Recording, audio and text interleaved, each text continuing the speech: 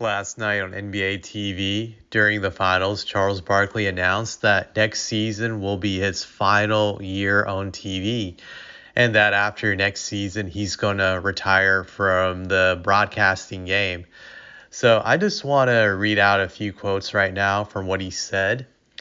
I ain't going nowhere other than TNT, but I have made the decision that no matter what happens, next year is going to be my last year on television. And I just want to say thank you to my NBA family. You guys have been great to me. My heart is full with joy and gratitude. I hope the NBA stays with TNT, but for me personally, I wanted you guys to hear it from me. I wanted to tell my NBA TV and TNT family that I'm not going to another network, but I'm going to pass the baton to either Jamal Crawford or Vince Carter or you, Steve, Barkley said. But next year, I'm going to just retire after 25 years. And I just wanted to say thank you. And I want y'all to hear it from me first.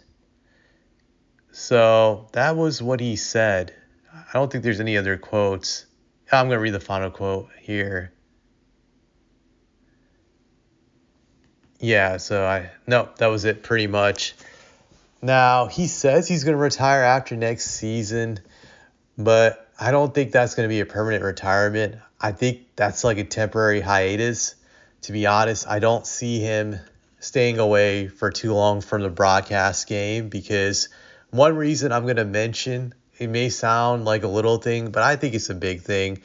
I've heard Charles say over the years that he has a gambling issue. He's addicted to gambling.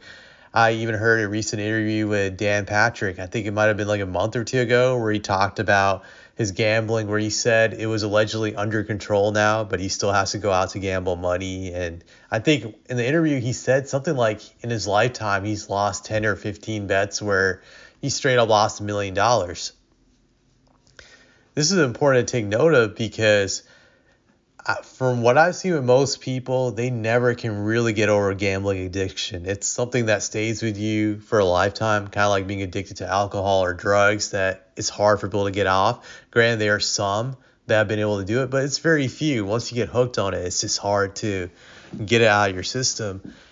I say this for Charles Barkley because I see him still gambling into his retirement, and eventually I feel he's going to need money to continue this lifestyle being a gambler, which is why I think he will come back immediately to broadcasting in some form, whether it's TV or whether it's on a podcast on YouTube.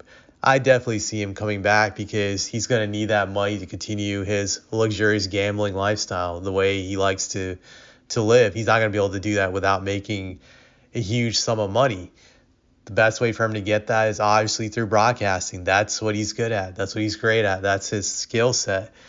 So I definitely see him coming back soon. Maybe he'll take a year off, but I think it'll be a combination of him getting bored into retirement, just having nothing to do, needing something to do eventually. That I think over time, all that free time will just make him bored and he'll want to get back into the game. And then secondly, I just think the money will be too much for him to turn down because you look at all these companies are willing to pay millions and millions of dollars for podcasts. And I just have a hard time seeing Barkley say no, especially with the way they'll probably give him creative control over these podcasts. I think that will be negotiated contract where he'll get to say whatever he wants and do whatever he wants, and they'll still give him that money. I just think he's going to have a hard time just turning that stuff down.